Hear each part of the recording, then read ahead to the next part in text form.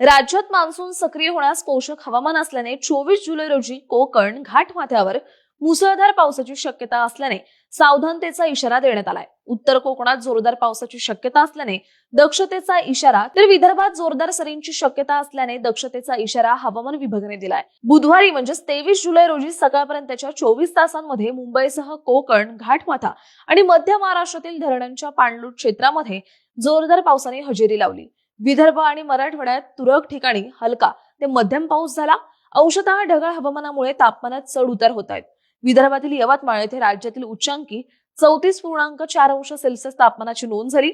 24 जुलै रोजी कोकणातील रायगड, रत्नागिरी, सिंधुदुर्गासह मध्य महाराष्ट्रातील पुण्याचा घाटमाथा, साताऱ्याचा घाटमाथा, कोल्हापूरच्या घाटमाथ्यावर मुसळधार पावसाची शक्यता असल्याने सावधानतेचा इशारा देण्यात आलाय.